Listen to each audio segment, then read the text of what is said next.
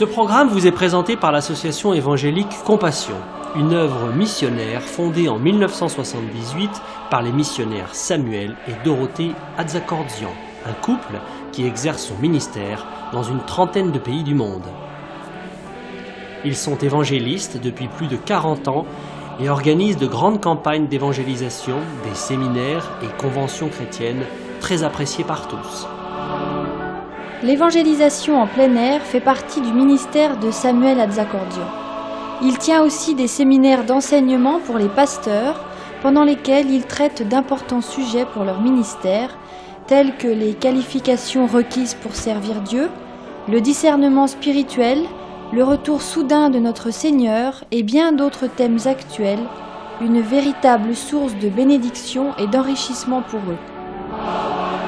Dorothée Atzakordzian est également utilisée par le Seigneur dans les séminaires spécialement organisés pour les épouses des serviteurs de Dieu, ainsi que pour les femmes en général, pendant lesquels elle leur enseigne à grandir dans la connaissance de Dieu, à connaître leur rôle dans le foyer et dans l'Église, et pendant lesquels elle les exhorte à se laisser, elles aussi, utilisées par lui, selon le plan de Dieu pour elles.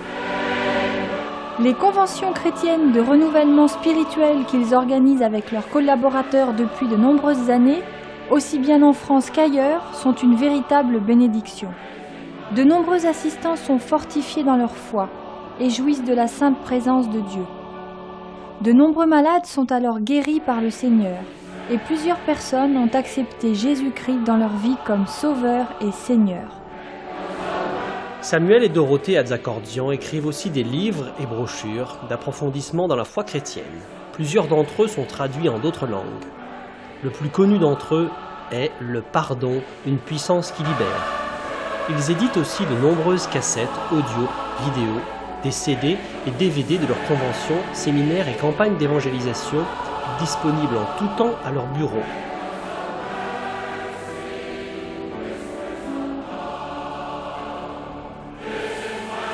Leur site internet, très intéressant, vous permettra de mieux encore connaître leur ministère, de vous procurer régulièrement leurs messages d'édification, de lire de merveilleux témoignages d'intervention divine et aussi d'acheter en direct leurs nombreux articles. Si vous le souhaitez, une rubrique spéciale vous donne aussi la possibilité de devenir partenaire de l'œuvre Compassion, œuvre missionnaire internationale.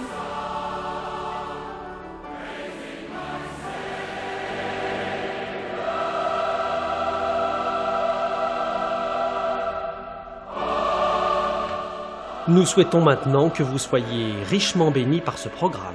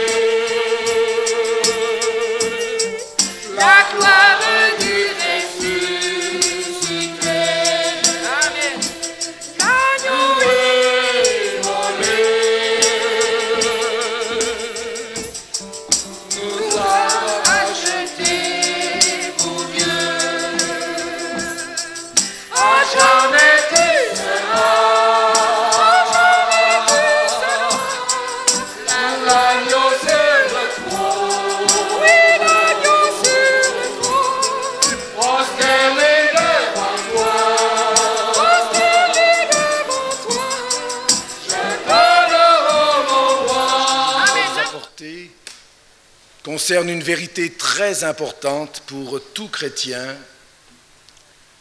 Tout chrétien doit réaliser que la vie chrétienne est une course victorieuse.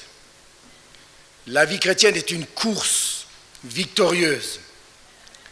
Et j'aimerais vous donner quelques pensées sur ce sujet si important, afin que tous nous puissions, comme Paul, courir vers le but, pour remporter le prix de la vocation céleste de Dieu en Jésus-Christ. Amen. Mais nous ne pouvons pas courir n'importe comment. La vie chrétienne, dans la bouche de l'apôtre Paul, est considérée comme une course, parce qu'il avait souvent sous les yeux les courses grecques dans les stades, et à force de voir ces choses, d'en entendre parler, eh bien, le Saint-Esprit lui a inspiré des pensées concernant justement la vie chrétienne qui est comparable à une course. Mais une course non pas de vitesse, mais un marathon. Il faut bien faire une petite différence qui est très importante dès le départ. La vie chrétienne n'est pas comparée à une course de vitesse, mais à un marathon. Un marathon, c'est-à-dire, c'est une course sur une longue distance, très longue distance, qui dure toute notre vie. Amen. Amen. La vie chrétienne n'est pas comparée à un 100 mètres ou à un 200 mètres. Il y en a qui sont très forts là-dessus. Ils sont très forts aux 100 mètres, et aux 200 mètres, aux 400 mètres. Mais après, ils s'arrêtent malheureusement. Beaucoup commencent très bien leur vie chrétienne comme une course de vitesse. Mais au bout d'un certain temps, ils s'arrêtent. Et ils sont sur la touche maintenant. Que de chrétiens ont bien commencé. Leur départ a été fulgurant. Et allez voir, on s'est dit, oh là là, celui-là, certainement que Dieu va faire quelque chose dans sa vie. Certainement que Dieu pourra faire de grandes choses. Mais nous constatons qu'au bout d'1 an, 2 ans, 3 ans, ce même chrétien qui a bien commencé est sur la touche maintenant. Il a abandonné la course. Il a cru que la vie chrétienne était une course de vitesse, mais en fait, la vie chrétienne est un marathon. Amen. Vous savez ce que c'est qu'un marathon? C'est une course de longue distance. Il y a des marathons de 40 km, je crois, je ne sais pas s'il y en a plus, mais enfin, c'est une course de longue distance. Et un marathon, vous ne commencez pas très vite au marathon, n'est-ce pas vrai? Quelqu'un qui commence le marathon, il ne commence pas comme quelqu'un qui fait un 100 mètres, parce qu'il n'irait pas loin. On commence le marathon très gentiment, n'est-ce pas? On va piano, et il y a un beau proverbe italien, je ne sais pas grand-chose en italien, mais un proverbe italien qui a une grande valeur, qui va piano va sano, et qui va sano va lontano. Excusez-moi l'accent, c'est sûrement pas le bon accent, mais l'important est la vérité qu'il y a derrière. Qui va piano va sano, celui qui va lentement va sûrement, et celui qui va sûrement va longtemps. Longtemps. Amen.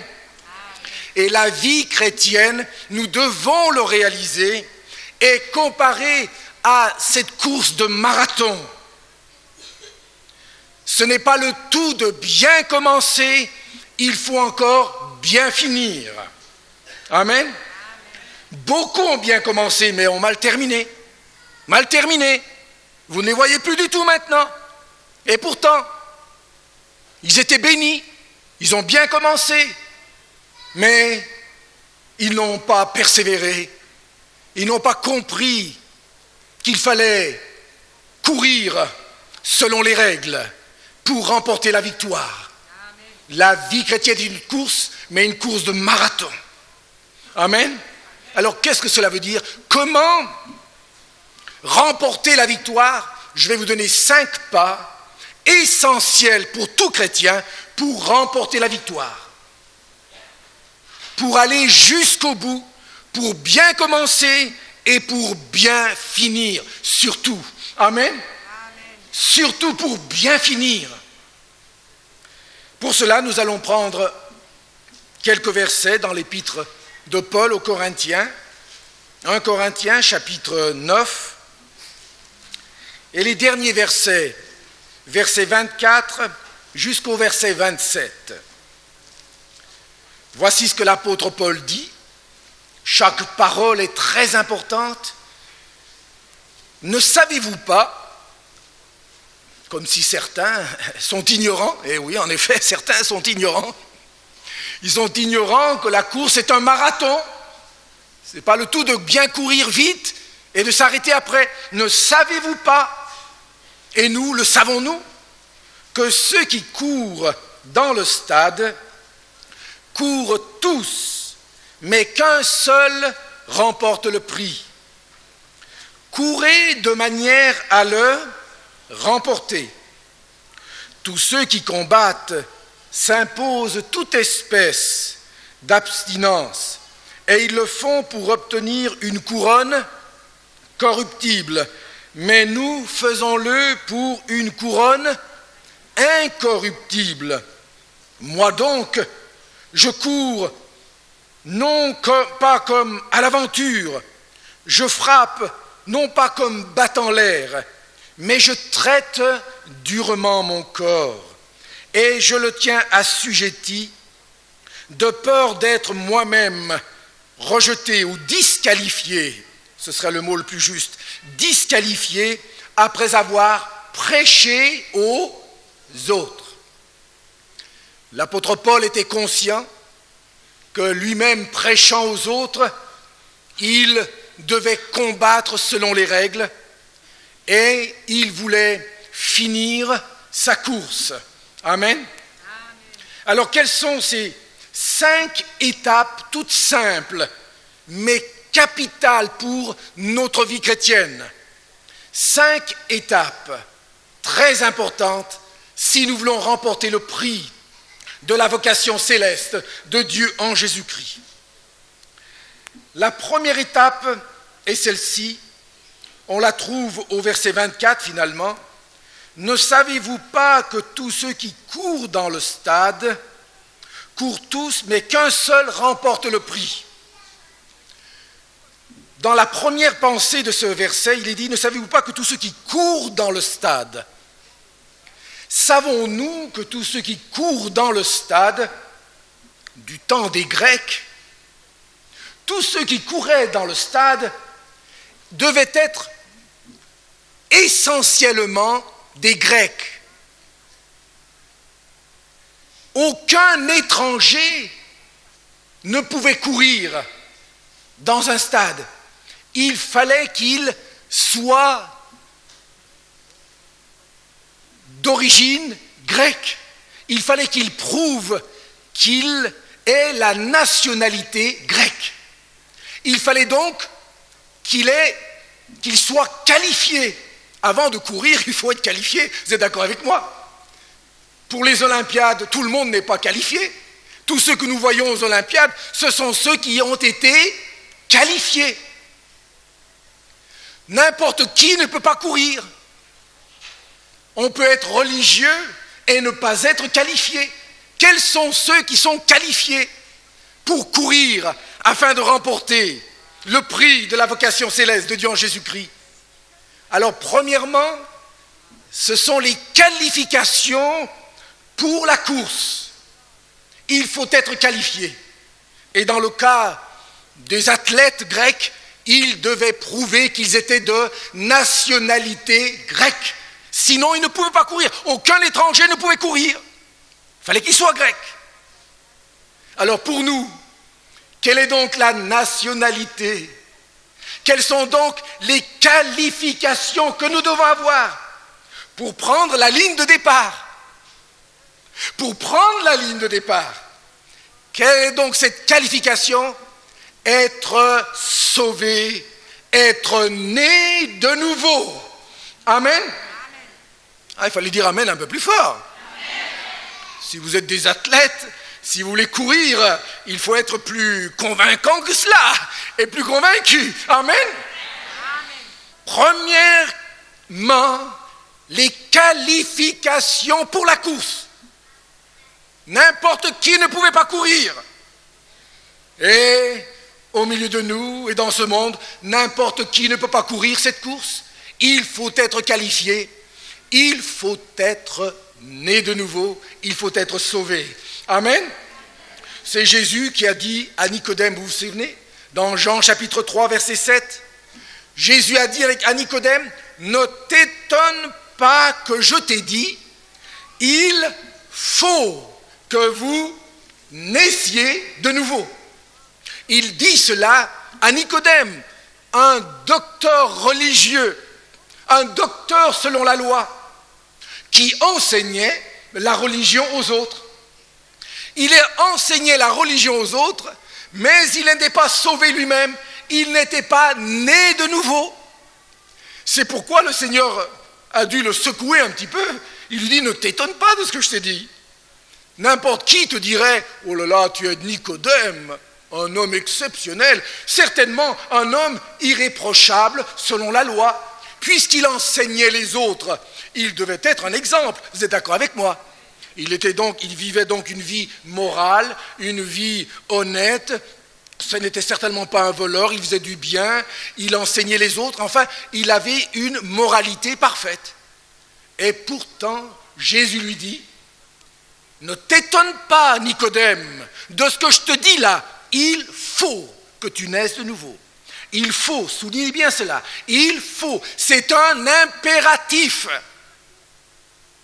Si tu veux courir la course, il te faut d'abord être qualifié.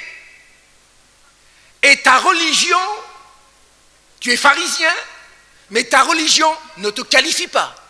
Beaucoup de gens aujourd'hui, parce qu'ils ont une religion, la religion du papa ou de la maman, du grand-père ou de la grand-mère, ils pensent qu'ils sont qualifiés pour courir la course et être récompensés lorsque Jésus reviendra. Non, mon ami, ce n'est pas du tout cela. Ta religion ne te qualifie pas. Aucune religion ne nous qualifie. Si Nicodème pouvait être qualifié, alors lui, il pouvait l'être, n'est-ce pas? S'il y a quelqu'un qui pouvait être qualifié, c'était bien Nicodème, mais il n'était pas qualifié, parce qu'il n'était pas né de nouveau, il n'était pas sauvé.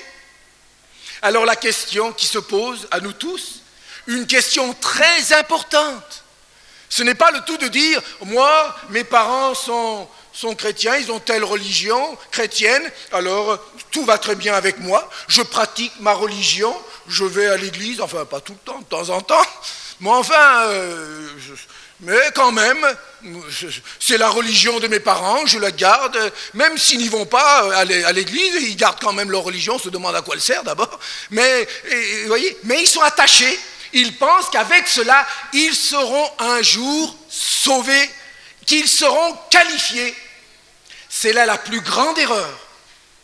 Et c'est là ce que Paul voulait dire. Si nous voulons courir pour remporter le prix de la vocation céleste de Dieu en Jésus-Christ, il faut être qualifié.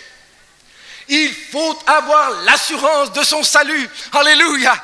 L'apôtre Jean lui-même le disait, je vous ai écrit ces choses afin que vous sachiez que vous avez la vie éternelle, vous qui croyez au nom du Fils de Dieu, afin que vous sachiez que vous avez la vie éternelle. Amen. As-tu l'assurance de la vie éternelle? Avez-vous remarqué, d'une manière générale, les gens religieux n'ont pas d'assurance, n'ont pas l'assurance de leur salut. Quand vous dites à une personne religieuse, tu sais que moi j'ai l'assurance de mon salut, vous savez ce qu'elle dit cette personne? Tu es un petit orgueilleux. Qui peut avoir l'assurance de son salut? Tu es un orgueilleux. On nous prend pour des orgueilleux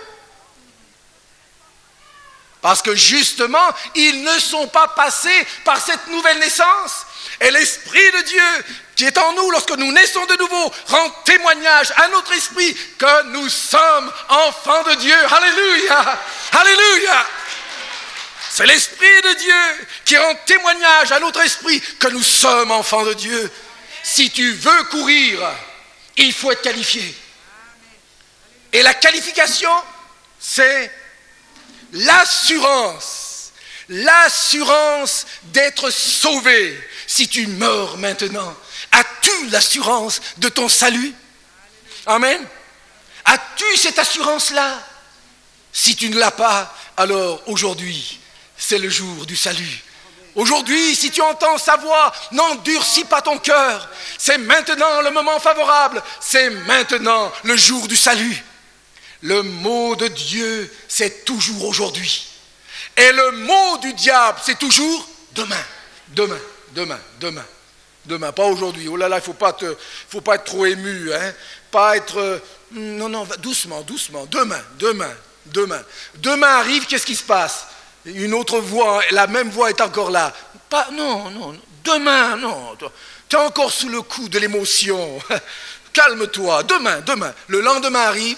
On veut prendre la décision. Non. Réfléchis quand même. Demain. Et c'est ainsi que le diable remet toujours au lendemain la décision que nous devons prendre aujourd'hui lorsque le Saint-Esprit nous parle. Amen. As-tu l'assurance de ton salut? Es-tu né de nouveau? Et comment peut-on naître de nouveau? Premièrement, tu dois réaliser que tu es perdu. À une personne religieuse, c'est très difficile de lui faire admettre qu'elle est perdue. N'est-ce pas vrai? Très difficile. Comment, moi perdu? J'ai ma religion. Non, si je pratique ma religion, de près ou de loin, je serai quand même sauvé.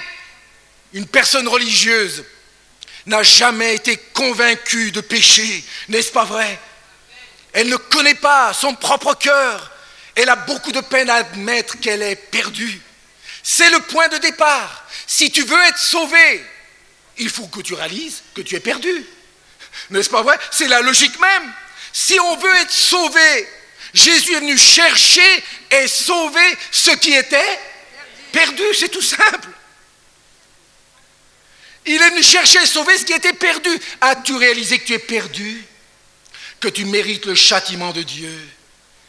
Et réalises-tu que devant Dieu, tu ne peux te sauver toi-même?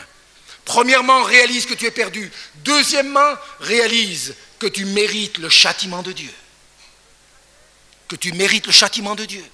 Le salaire du péché, c'est la mort. Mais le don gratuit de Dieu, c'est la vie éternelle en Jésus-Christ notre Seigneur. Mais le salaire du péché, c'est la mort. En général, les gens religieux divisent un peu les péchés. Ils parlent de péché véniel, de péché mortel. Vous êtes d'accord avec moi? Alors bien sûr, ils ne commettent jamais des péchés mortels. Ils commettent toujours des péchés véniels, soi-disant. Mais est-ce que la Bible parle de péché véniel et de péché véniel? La Bible ne parle jamais de péché véniel. Le salaire du péché, c'est la mort. La Bible parle de péché mortel. Le plus petit péché est mortel aux yeux de Dieu et nous sépare de Dieu, car Dieu est un Dieu saint. Nous ne pouvons pas nous présenter devant le Dieu 3 fois saint comme cela. Et si un jour nous voulons, si tu veux aller au ciel, il te faut être purifié de tes péchés. Et il n'y a rien d'autre qui purifie tes péchés que le sang précieux de Jésus. Alléluia. Amen. Mais tu mérites le châtiment de Dieu. As-tu compris cela? Que tes péchés méritent le jugement de Dieu et que tu ne peux rien faire pour être sauvé. Tu ne peux absolument rien. Ni ton argent, ni tes prières, ni tes larmes, ni ta religion, ni tes souffrances ne peuvent te sauver. Tu peux faire des bonnes œuvres, mais ces bonnes œuvres ne te sauveront pas. Tu peux souffrir, faire du bien aux autres. Tout cela ne te sauvera pas. C'est Jésus qui sauve. Amen. C'est son sacrifice sanglant et parfait à la croix qui nous délivre de nos péchés et de la mort éternelle. Comment être né de nouveau? Premièrement, réalise que tu es pécheur. Deuxièmement, réalise que tu mérites la juste condamnation de Dieu à cause de tes péchés. Tu dois dire, Seigneur, je mérite la condamnation le jugement, la perdition éternelle. Et c'est à ce moment-là, au moment où tu réalises que tu es perdu, que tu ne peux pas te sauver toi-même, alors Dieu te dit maintenant, regarde à la croix. Regarde à la croix, Jésus qui est mort. Et la parole de Dieu dit, le prophète Isaïe nous dit dans Isaïe 53, le châtiment qui nous donne la paix est tombé sur lui. Et c'est dans ces meurtrissures que nous sommes guéris. Le châtiment qui nous donne la paix est tombé sur lui. Nous méritions le jugement et la condamnation et la séparation éternelle de Dieu, car Dieu est juste. Mais Dieu est bon aussi. Dieu nous aime aussi. Et il nous dit maintenant, regarde à la croix. Je dois juger le péché. Si ton péché n'est pas jugé, tu ne pourras jamais entrer au ciel. Mais regarde à la croix. Là, Jésus a porté ton jugement. Alléluia. La parole de Dieu dit, Christ a souffert une fois pour nos péchés. Lui, le juste pour nous, injuste, afin de nous amener à Dieu. Alléluia. Regarde à la croix en considérant que Jésus est mort à ta place. Christ a souffert pour nos péchés. Lui le juste, pour moi, pour toi injuste, afin de nous amener à Dieu. Amen. Alors ainsi, quand tu regardes la croix, tu réalises que Jésus est mort comme ton sauveur. Pas seulement Jésus est le sauveur du monde, mais il est mon sauveur. Alléluia. Il est mort à ma place. Il a porté mes péchés, mon jugement, ma culpabilité éternelle. Il l'a subi à la croix. Alléluia. Et lorsqu'il s'est écrié « Tout est accompli », cela voulait dire « J'ai payé ta dette ». Si tu mets ta confiance en moi pour le pardon de tes péchés, je pardonne ta dette que tu ne pouvais jamais payer et que tu ne pourras jamais payer. Je pardonne, je remets ta dette. Non pas à cause de toi, mais à cause de Jésus, le Saint de Dieu, le Fils de Dieu, l'innocent qui est mort pour nous coupables, le Fils de Dieu qui est mort pour nous pécheurs, le juste qui est mort pour des injustes. Alléluia! Il est le sauveur du monde. Il veut être ton sauveur. Je suis perdu, je mérite le châtiment. Mais Jésus a porté mon châtiment. Quelle bonne nouvelle. Amen. Et qu'est-ce que je dois faire maintenant? Quatrièmement, je dois me repentir de mes péchés. Car ce sont nos péchés qui l'ont crucifié. N'est-ce pas vrai? Et quand on vient au pied de la croix, c'est toujours en demandant pardon pour ses péchés, ses passions, sa rébellion, ses idoles. Qui que tu sois, lorsque tu viens au pied de la croix, tu dois venir dans la repentance et dans les larmes, réalisant que tu as offensé la sainteté de Dieu, la justice de Dieu, et que ta vie a déshonoré Dieu jusqu'à présent. Et lorsque tu viens au pied de la croix, c'est pour lui dire, j'ai honte de moi-même. J'ai fait un fiasco de ma vie. Je te demande sincèrement pardon, Seigneur. J'ai suivi des idoles. J'ai suivi une religion morte. J'ai fait des œuvres pour me sauver, mais cela ne sert à rien. Je viens dans la repentance, dans la honte, te dire, oh Seigneur, pardonne mes péchés qui t'ont déshonoré, qui t'ont cloué à la croix. À partir de maintenant, je me repens et j'abandonne mes péchés, mes idoles, mes passions, ma vaine religion. Je l'abandonne pour te suivre toi et toi seul. Amen. Mes amis, beaucoup de gens aujourd'hui croient au Seigneur. Beaucoup de gens sont dans les églises. Ils disent croire au Seigneur Jésus comme leur sauveur, mais leur vie n'est pas changée. Il n'y a aucun changement. Aucun changement. S'il n'y a aucun changement, c'est qu'il n'y a pas de vraie conversion. C'est qu'il n'y a pas de nouvelle vie, de nouvelle naissance et pas de repentance. Quand quelqu'un se repent véritablement, il abandonne son péché et son passé et sa rébellion au pied de la croix. Et il dit, à partir de maintenant, je veux vivre une vie nouvelle. Tu ne peux pas vivre deux vies, ta vie et la vie avec le Seigneur, ça n'existe pas. Tu ne peux pas avoir un pied dans le monde et un pied avec le Seigneur. Cela n'est pas possible. C'est pourquoi tu dois venir à lui dans la repentance en disant, Seigneur, je m'humilie devant toi. J'ai péché devant toi. J'abandonne ma vie passée et ma religiosité. J'abandonne tout cela et je me tourne vers toi pour vivre une vie nouvelle, pour te recevoir dans mon cœur et pour faire ta volonté. Quatrièmement, c'est se repentir, abandonner son péché, ses passions. Et cinquièmement, c'est recevoir Christ dans sa vie. La parole de Dieu dit, Jean 1,12, à tous ceux qui l'ont reçu, il leur donne le pouvoir de devenir enfants de Dieu. Alléluia!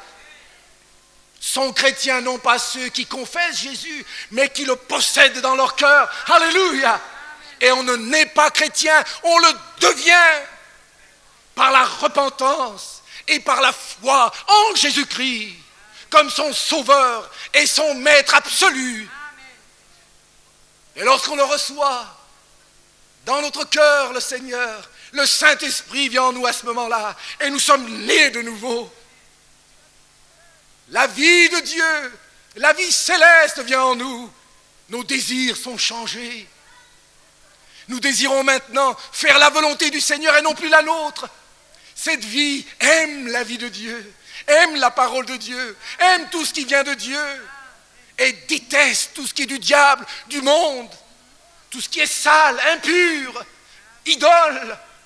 Cette vie divine déteste tout cela parce que c'est la vie même du ciel. Alléluia. Es-tu né de nouveau? Es-tu lavé dans le sang de l'agneau? As-tu l'assurance de ton salut? C'est la première qualification. Tu peux l'avoir. Tu peux l'avoir, cette assurance. Celui qui croit en moi, dit Jésus, a la vie éternelle. Celui qui a le Fils a la vie. Mais celui qui n'a pas le Fils n'a pas la vie. Mais la colère de Dieu demeure sur lui. Premièrement, qualification. Pour courir, il faut être sauvé. La religion ne suffit pas. Amen. Ne mets jamais ta confiance dans ta religion. Seul Jésus sauve. Et il faut passer par la conversion, par la nouvelle naissance. As-tu fait cette expérience sans laquelle nul ne peut être sauvé? Maintenant que tu as fait cette expérience, alors nous allons aborder la deuxième étape. Maintenant, tu es sur la ligne, tu peux prendre le départ. Comme les athlètes grecs, aucun d'entre eux ne pouvait prendre le départ s'il n'était pas grec. Amen. Personne, le juge était là pour vérifier, attention. Il passait d'abord au contrôle. N'importe qui ne pouvait pas courir comme cela. Il fallait qu'il donne des assurances, des certitudes qu'il était grec. Il n'y avait pas question de tromper qui que ce soit. Nous pouvons même tromper des hommes ici-bas, mais nous ne pourrons jamais tromper Dieu. Amen. Tu peux nous tromper peut-être et nous dire, oui, moi je suis chrétien, je suis converti, tout ça, je suis né de nouveau. Et ce n'est pas vrai. Tu dis cela pour faire plaisir à ta femme, à ton mari, à ton père, à ta mère, à ta grand-mère. Non, mon ami, tu peux tromper les hommes ici-bas, mais tu ne peux pas tromper le Seigneur. As-tu l'assurance de la vie éternelle? C'est le plus grand des miracles. Le plus grand des miracles n'est pas la guérison d'un corps, mes amis. Le plus grand des miracles est la guérison de l'âme, le salut de l'âme. La nouvelle naissance, la conversion à Jésus-Christ, c'est le plus grand des miracles. Amen. Alléluia. Tu peux aller au ciel avec un corps malade, mais tu n'iras jamais au ciel avec une âme malade qui n'est pas purifiée par le sang de Jésus. Jamais. Deuxième pas vers la victoire maintenant. Alors notre ami, il est là. Il a l'assurance du salut, mais maintenant il prend le départ.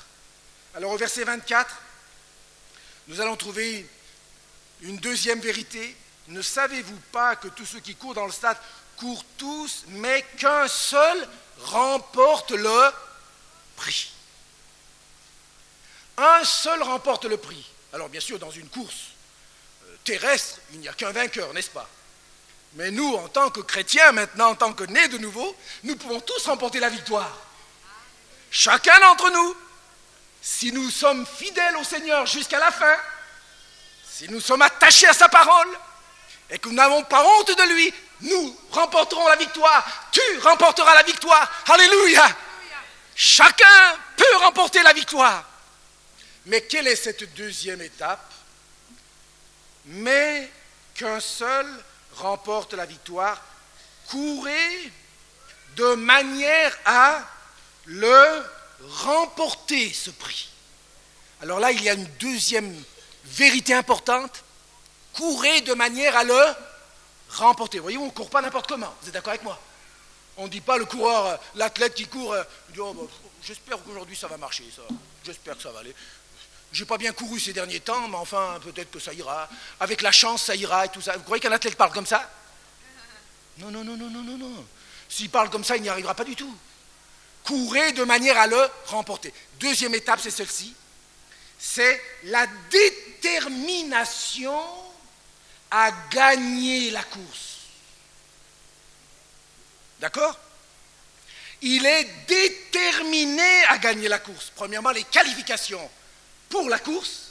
Et maintenant, la détermination à gagner la course. Il faut qu'il soit décidé à remporter la victoire. Amen. Et là, j'ai noté une pensée importante. Nous la trouvons dans 2 Timothée 2,4. Vous savez, quand Paul dit aussi, l'athlète n'est pas couronné s'il n'a pas combattu selon les règles. Voyez-vous, là encore, l'apôtre parle de cela. Et dans le texte grec, il y a une vérité importante ici que j'aimerais vous donner et qui peut bien nous aider. Quand l'apôtre dit « l'athlète n'est pas couronné s'il n'a pas combattu selon les règles », l'expression « selon les règles » est très importante ici dans le texte grec. Selon les règles. Qu'est-ce que ça veut dire? Eh bien, dans le texte grec, la phrase suivant les règles en grec décrit plutôt un athlète professionnel qu'un amateur. Il est question ici d'un athlète professionnel et non pas d'un amateur. C'est l'homme qui consacre toute sa vie dans sa course. Ce n'était pas pour lui un passe-temps. Il est question ici d'un professionnel qui met toute sa vie, toute son énergie, toutes ses forces, tout son temps dans sa course. Pour lui, c'est une question de vie. Un professionnel, il travaille non pas pour un passe-temps, mais comme quelque chose qui prend tout son temps. Amen. Alors, qu'est-ce que cela veut dire? Beaucoup d'entre nous, nous courons comme des amateurs, comme un passe-temps. La vie chrétienne, pour beaucoup, c'est un passe-temps. Oh, il faut bien suivre le Seigneur, mais il ne faut quand même pas exagérer. Voyez-vous, un petit peu, oui, mais pas trop quand même. Un petit passe-temps, un petit moment. Ah oui, venir aux réunions, c'est beau, c'est bien. On chante, on prie, c'est bien. Mais après, laissez-moi tranquille. Moi, après, j'ai ma petite vie. Il ne faut pas exagérer. C'est bien. Oh, vous savez, je suis très bien quand je suis avec vous, c'est merveilleux. On chante, c'est beau, c'est merveilleux. Mais c'est que pour un temps, ça. Un amateur, la course pour lui, c'est un passe-temps. Amen. C'est un passe-temps. Alors oui, d'accord, mais pas toujours. Tandis que le professionnel, c'est quoi? Est-ce que c'est un passe-temps pour lui, la course? Non, il y a mis toute sa vie. Il y a mis toute son énergie. Il y a mis tout son être. C'est là la différence entre un professionnel et un amateur. L'un, c'est seulement pour de temps en temps, tandis que l'autre, c'est tout le temps. Amen. Tout le temps. Il se donne entièrement à ce qu'il fait. Et un chrétien, s'il veut remporter la victoire, il doit se donner entièrement à sa foi. Amen. Il ne faut pas que sa foi soit un passe-temps agréable et encore à côté faire ce qu'il veut. Non, mon ami, il y en a trop comme cela qui se font des illusions et ils espèrent remporter la victoire. Ce n'est pas vrai. Nous devons courir comme des professionnels, selon les règles, c'est-à-dire d'une manière professionnelle. Il met tout son être.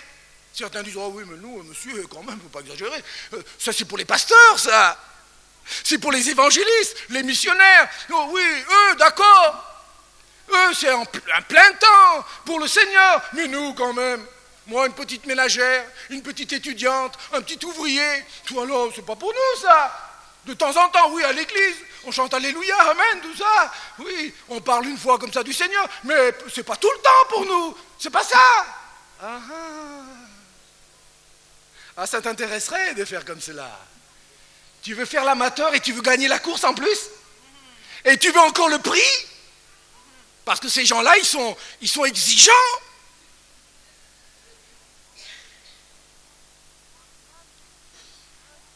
Pour un gramme d'exemple, ils veulent une tonne de bénédiction. Un gramme d'obéissance, je veux dire. Un gramme d'obéissance, ils veulent une tonne de bénédiction. C'est pas comme ça que ça marche.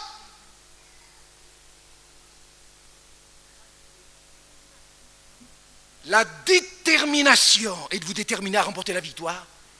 Comment est-ce que vous courez? Comme un amateur? Un passe-temps?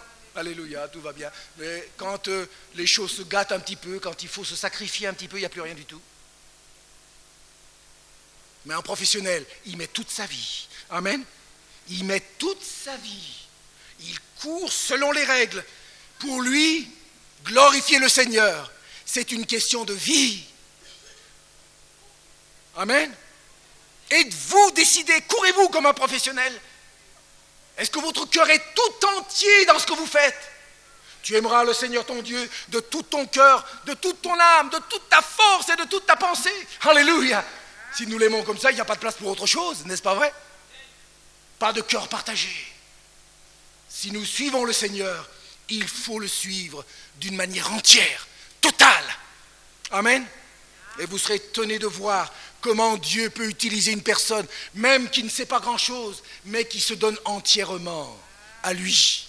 Vous serez étonnés de voir ce que Dieu peut faire par une personne toute simple, mais qui est entièrement à son Dieu.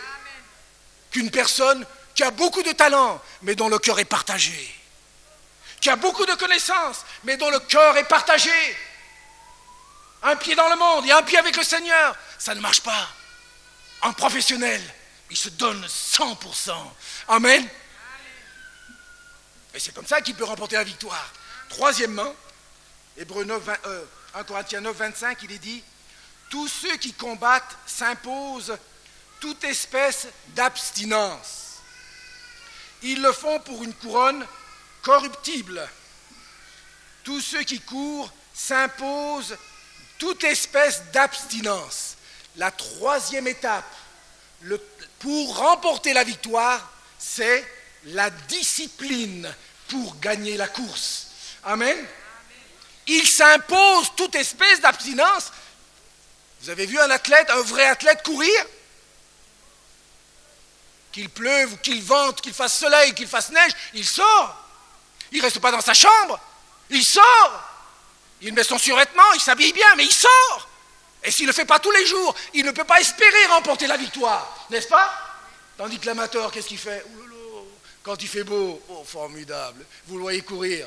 Mais dès qu'il pleut un petit peu, il n'y a plus personne. Oh non, non, non, non. Oh, il fait trop froid aujourd'hui. Non, non, non. Hop, directement sous ses draps, et puis il est tranquille. Et puis il espère remporter la victoire. Ah oui, c'est un idéaliste. Il a beaucoup d'idéaux. Ah oui, il espère que ça va marcher. Il espère, mais c'est pas comme ça que ça marche. Ce n'est pas des bonnes idées qu'il faut, c'est des bonnes décisions. Amen. C'est des bonnes décisions.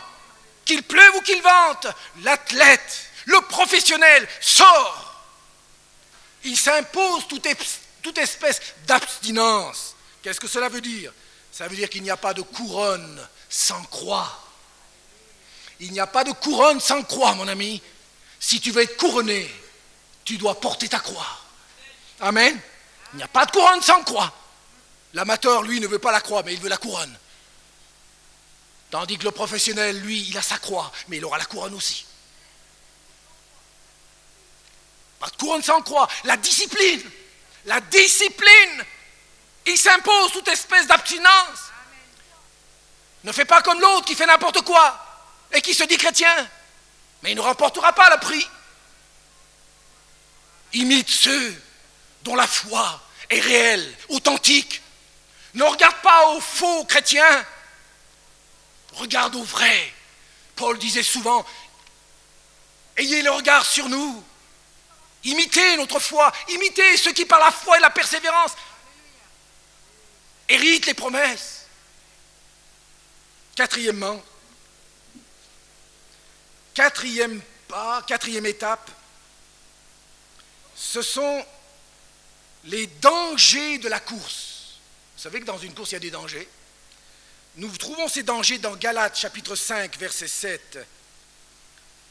Galates 5, 7, il est dit,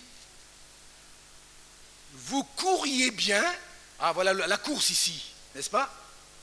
Vous couriez bien, et même dans le texte grec, il est dit, vous couriez si bien,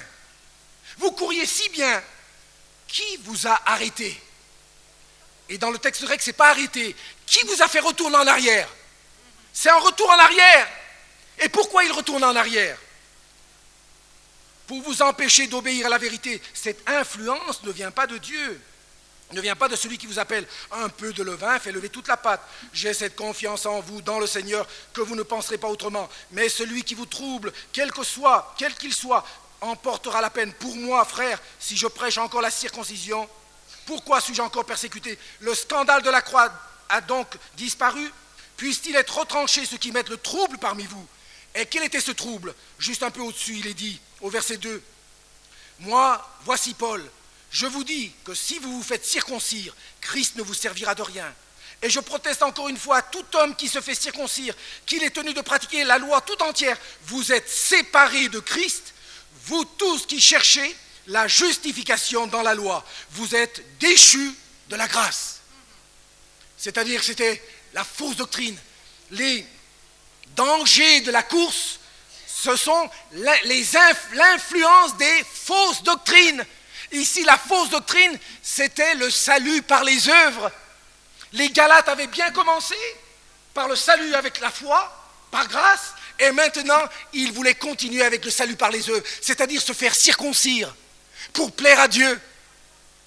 Ils pensaient qu'on est sauvé par la foi, mais aussi par les œuvres, par la circoncision. Voyez-vous, ils ajoutaient quelque chose au salut. C'était le salut par les œuvres. Et Paul leur dit, non, c'est pas comme ça que ça marche. C'est une mauvaise influence. Ce n'est plus la vérité, ce sont des fausses doctrines. Mes amis, écoutez-moi bien, on ne peut rien ajouter à la foi, n'est-ce pas vrai? On est sauvé par la foi et non par les œuvres, afin que personne ne se glorifie. Écoutez-moi bien, les dangers de la course, ce sont les influences des fausses doctrines. Il n'y a pas que cette fausse doctrine. Beaucoup de chrétiens tombent dans des fausses doctrines. Ils ne vérifient pas si ce qu'on leur dit est vraiment biblique. Si ce qu'on leur dit a été prêché par les apôtres, enseigné par les apôtres. On vous dit n'importe quoi en prenant un texte dans l'Ancien Testament et tout cela, parce qu'on peut faire dire à la Bible ce qu'on veut. Mais ce qu'on vous dit doit avoir été enseigné par les apôtres, par notre Seigneur et par les apôtres, et pratiqué par eux. Si cela n'a pas été un enseignement enseigné et pratiqué par les apôtres, c'est une fausse doctrine. Même si c'est une nouvelle révélation, Dieu ne donne jamais de nouvelles révélations qui contredisent la parole de Dieu. La révélation de Dieu est parfaite dans la Bible. Amen. Nous n'avons pas besoin de nouvelles révélations. Il y en a assez ici dans la parole. La révélation est totale et complète dans sa parole. Nous devons veiller à cela. Beaucoup ne remporteront pas le prix. Beaucoup sont sur la touche à cause de l'influence des mauvaises doctrines. Mes amis, nous devons faire attention à ce que nos cœurs soient attachés à la saine doctrine. Amen. Et comme les chrétiens de Bérée, nous devons vérifier tout ce qu'on nous dit pour voir si c'est conforme à l'enseignement des Écritures. Amen.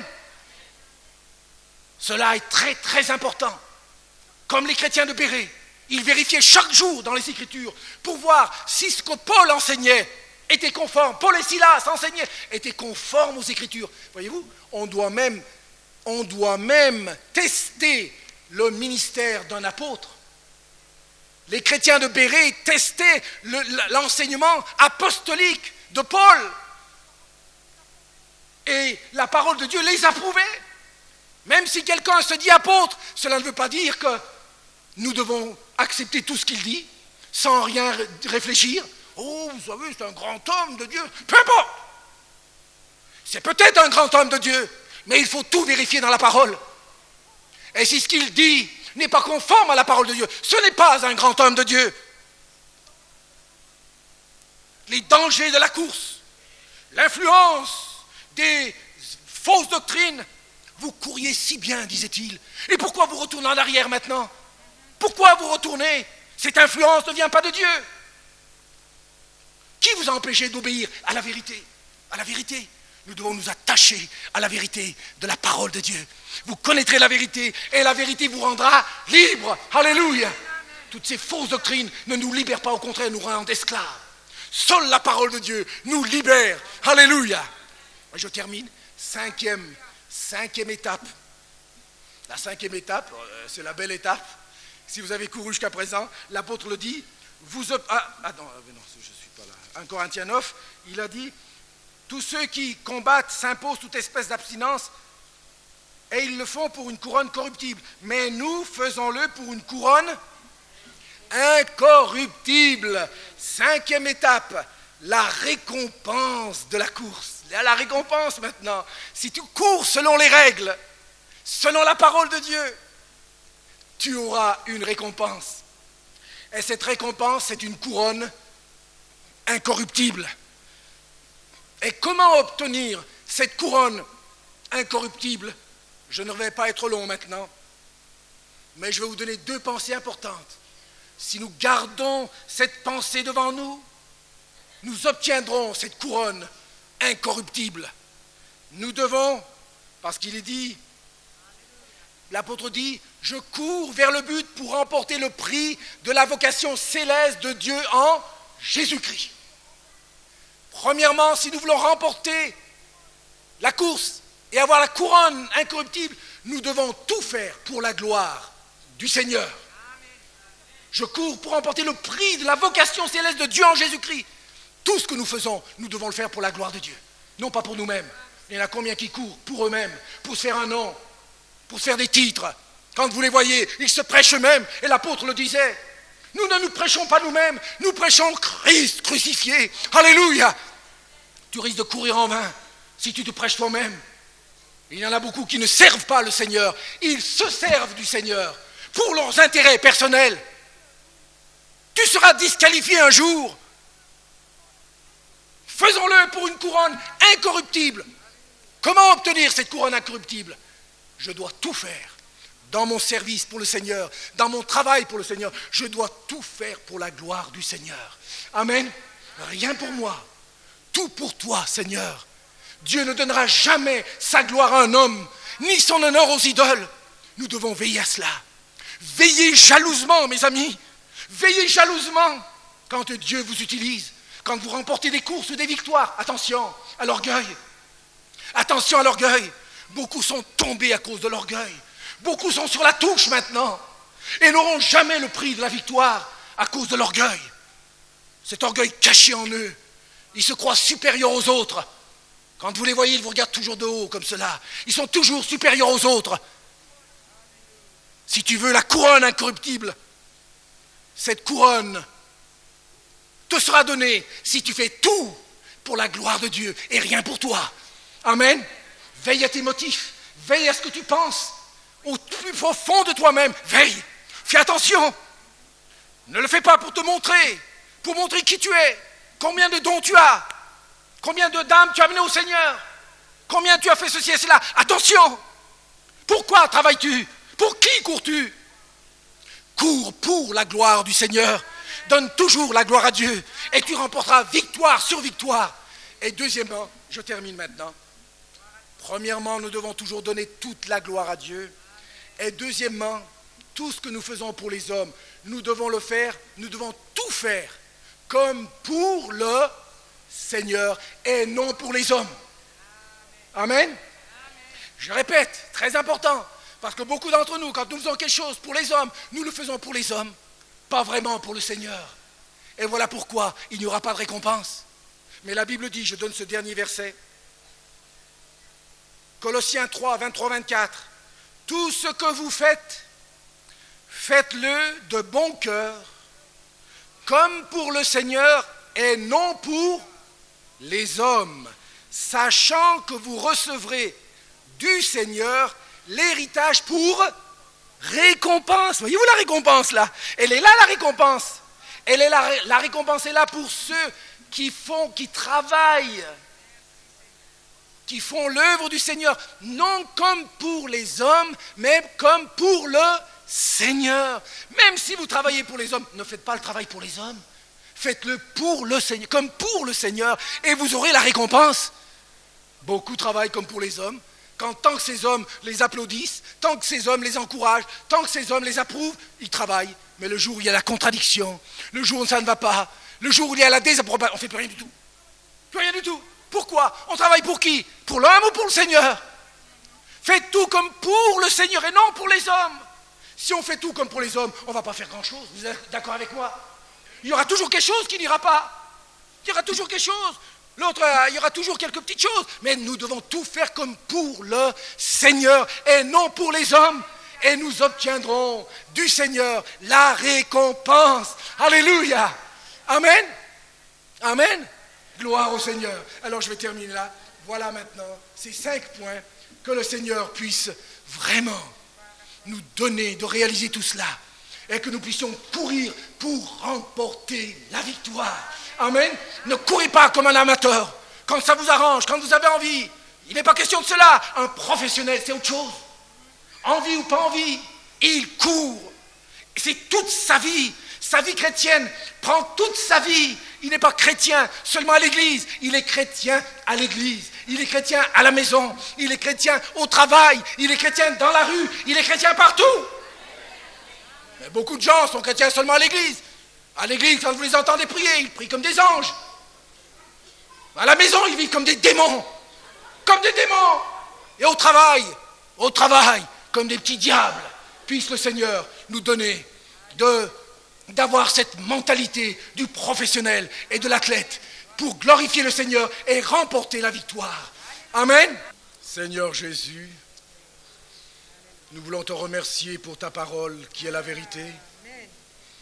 Nous te demandons, Seigneur, de mettre en nous cette mentalité de l'athlète professionnel et non pas de l'amateur. Où tout est superficiel, tout est une question de sentiment, de préférence, tandis que le professionnel est une question de consécration, de détermination, de persévérance. Fais que, Seigneur, ces qualités se trouvent en nous. Et alors nous remporterons certainement la victoire. Chacun selon le ministère et les talents que Dieu nous a donnés. Tu nous récompenseras, Seigneur. Nous ne travaillons pas pour les récompenses. Mais Seigneur, toi dans ta grâce, tu nous béniras. Tu nous consoleras. Et tu nous accorderas tes grâces. Oh, à toi la louange et l'adoration de nos cœurs. Seigneur, nous voulons courir pour remporter la victoire. Mets en nous cette détermination et cet esprit de victoire jusqu'à la mort. Garde-nous fidèles à toi et à ta parole. Merci Seigneur. Nous voulons rester attachés à toi tous les jours de notre vie jusqu'à ton prochain retour qui est si proche.